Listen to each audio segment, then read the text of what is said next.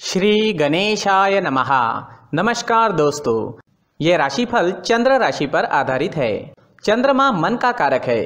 हमारे मन पर जो भी उतार चढ़ाव आते हैं वो चंद्रमा की स्थिति लेकर आती है और इस वजह से चंद्रमा की पोजीशन हमारे रोज के जीवन को बहुत ज़्यादा प्रभावित करती है और इसके अकॉर्डिंग हमारा दिन अच्छा या बुरा जाता है। तो आइए जानते हैं इस दिन चंद्रमा आपके लिए किस तरह के परिणाम ला रहे हैं। इस दिन चंद्रमा आपकी कुंडली में 10वें भाव में रहेंगे। जी हाँ, 10वें भाव में चंद्रमा का होना आपके लिए अच्छा रहेगा। ये दिन आपके लिए लाभकारी सिद्ध होगा। 10वां भाव हमारा कर्म क्षेत्र है। ये भाव हमारे कामकाज के क्षेत्र से जुड़ा हुआ है, जिस वजह से आपको इस समय में अपने कार्य क्षेत्र में मान प्रतिष्ठा मिलेगी। आपको इस समय में धन कमाने के नए रास्ते, नए जरिए मिल सकते हैं। जो लोग बिजनेस करते हैं उनके लिए ये समय काफी बढ़िया रहेगा। आप इस समय में खुलकर निवेश कर सकते हैं। निवेश के लिए, पैसों के लेन देन करने के लिए ये समय काफी अनुकूल है। ये दिन पूरी तरह से आप ही के फेवर में रहेगा। दिन का पूरा लाभ उठाए और अपने जीवन के हर पल का आनंद ले। इस समय में आपके सहयोगी आपकी मदद करेंगे। आपका मन अपने काम में लगेगा।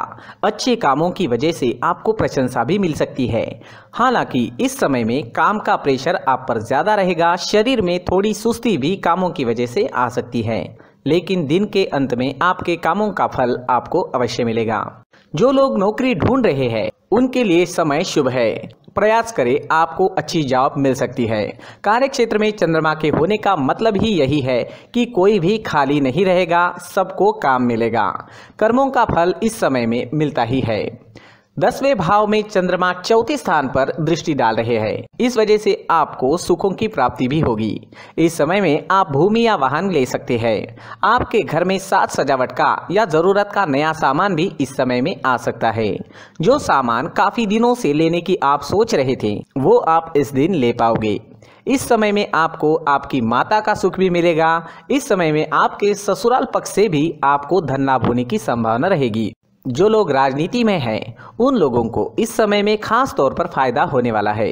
राजनीति के क्षेत्र में आपको नाम व प्रतिष्ठा मिलेगी, धन की प्राप्ति भी होगी और राजनीति के क्षेत्र में आप सफल रहोगे।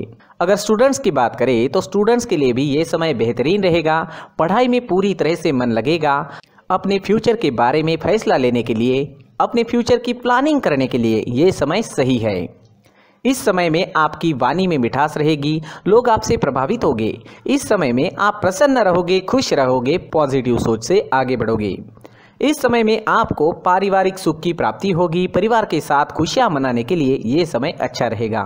अगर स्वास्थ्य की बात करें, सेहत की बात करें तो स्वास्थ्य से जुड़ी छोटी मोटी परेशानियां इस समय में आने की संभावना रहेगी, लेकिन चिंता करने जैसी कोई बात नहीं रहेगी। अपनी सेहत को ठीक रखने के लिए योगा का सहारा लेना हमेशा ठीक रहता है, लेकिन उसमें अपने सांस लेने और छोड़ने का वक्त उस पोज के मुताबिक सही होना चाहिए। जी हाँ, अपनी सांस लेना या छोड़ना काफी मायने रखता है। ये दिन आपके लिए आर्थिक स्थिति के हिसाब से भी काफी बढ़िया रहेगा।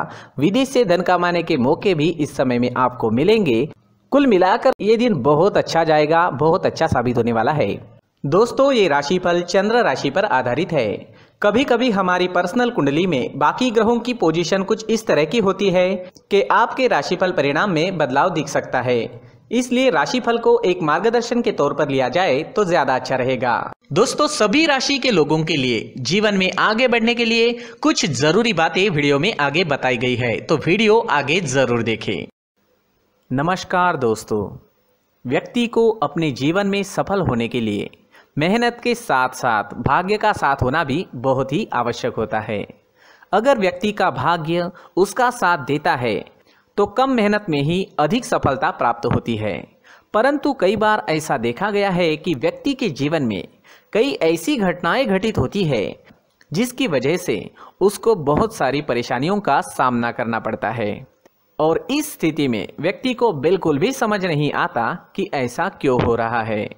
दरअसल आपके घर में ही कुछ ऐसी चीजें होती है जो हमारे भाग्य को प्रभावित करती है, हमारे जीवन को प्रभावित करती है और उन चीज़ों के आसपास होते हुए भी हमें वो चीज़ें नज़र नहीं आती। वह चीज़ें हमारे चारों तरफ एक अजीब सा घेरा बनाकर रखती है, परंतु हम उसको नहीं देख पाते। इन चीज़ों से हमारे घर में और हमारे जीवन में नकारात्मकता फैलती है, जिसकी वजह से हमें नुकसान उठाना पड़ता है, जिसकी वजह से हमें भारी नुकसान उठाना पड़ता है। हम पूरी तरह से कंगाल हो सकते हैं। दोस्तों, काफ़ी लोगों को इस तरह की आदत होती है, कहीं से भी बाहर से आते हैं, कहीं भी जूते चप्पल फेंक देते हैं, कहीं पर भी उतार देते हैं। कुछ लोग तो घर के एंट्री के मेन डोर के सामने ही जूते या चप्पल डायरेक्टली उतार देते हैं। दोस्तों, ध्यान रखें, जूते चप्पल हमेशा साफ सुथरे रखें और उनको उनकी जगह पर रखें। उनके लिए एक स्थान बनाएं, उस स्थान पर रखें। अगर कोई व्यवस्था उनके लिए की है तो बहुत ही अच्छी बात है, वहां पर उन्हें रखें, साफ सुथरा रखें। जूते चप्पलों को उनकी जगह पर कुछ इस तरह से रखें कि वो देखने में भी अच्छी लगे। अगर वो चीजें देखने में अच्छी लग रही है तो फिर उनसे नेगेटिव एनर्जी उत्पन्न होने की संभावना बिल्कुल भी नहीं रहेगी। तो दोस्तों, इस बात का ध्यान जरूर रखें। साथ ही दोस्तों, एक और बात है जिस पर आपको ध्यान देना बहुत जरूरी होता है। हमारे घर के छत के ऊपर जिन चीजों का हमें काम नहीं होता है उन्हें हम घर के छत के ऊपर रख देते हैं। ऐसा करते करते देखेंगे तो घर के छत के ऊपर कबाड़ जमा दिखता है। जी हाँ, जो चीजें हमें लगता है आगे जाके हमारे काम में आ सकती है वो हम घर के ऊपर रख देते हैं, लेकिन वो चीजें तो काम में नहीं आती, हमारे जीवन पर वो चीजें बहुत ही गहरा निगेटिव इफेक्ट डालती है, क्योंकि ये चीजें हमें कहीं ना कहीं हमारे जीवन में पीछे रखेगी।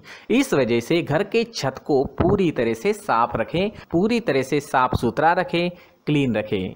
साथ ही दोस्तों, हम हमेशा देखते हैं घर के ऊपर जाने के लिए जो सीढ़ियां हैं, उन सीढ़ियों के नीचे जो जगह होती है वहां पर सामान हमेशा रख दिया जाता है। वो जगह ही ऐसी है कि सामान को खींची लेती है, वहां पर आपको कुछ ना कुछ सामान मिलेगा ही। अगर हम सीढ़ियों के नीचे सामान रखते हैं तो हमारी उन्नति होना बहुत ही मुश्किल है। जी हाँ, सीढ़ियों के नीचे कूड़ा कचरा कबाड़ अगर हम जमा करके रखते हैं, कोई भी सामान रख देते हैं, तो उस वजह से माँ लक्ष्मी हम पर प्रसन्न नहीं होती, माँ लक्ष्मी हमारे घर में आने की संभावना बहुत ज़्यादा कम हो जाती है। तो दोस्तों, इन चीज़ों पर ध्यान रखें। हमारे घर की जो सीढ़ियाँ होती है उनके नीचे की जगह हमेशा साफ सुथरी रखें, क्लीन रखें। साथ ही दोस्तों, अगर आपके घर में ऐसी कोई चीज मौजूद है जिसका आपको काम नहीं है, जैसे टूटे फूटे बर्तन, आईना, तस्वीरें, इलेक्ट्रॉनिक सामान, सोफा, कुर्सी, टेबल, पलंग, घड़ी, झाड़ू, गमला इत्यादि, तो आप इन सामानों को अपने घर से तुरंत ही बाहर निकाल दीजिए, वरना इससे आपको बहुत बड़ी परेशानी हो सकती है। आपको ये चीजें कंगाल बना सकती है। तो घर में ऐसी चीजों का मौजूद होना शुभ नहीं माना गया है। इससे धन की देवी माता लक्ष्मी जी का प्रवेश घर में नहीं होता है। इन चीजों से आपके घर में नकारात्मक ऊर्जा का संचार होता है और जिस वजह से व्यक्ति को मानसिक समस्याओं का सामना भी करना पड़ता है। व्यक्ति के मन में चिड़चिड़ाहट होती है और छोटी छोटी बातों पर गुस्सा आने लगता है। आप जो भी कार्य करते हैं उसमें आपका मन नहीं लग पाता है।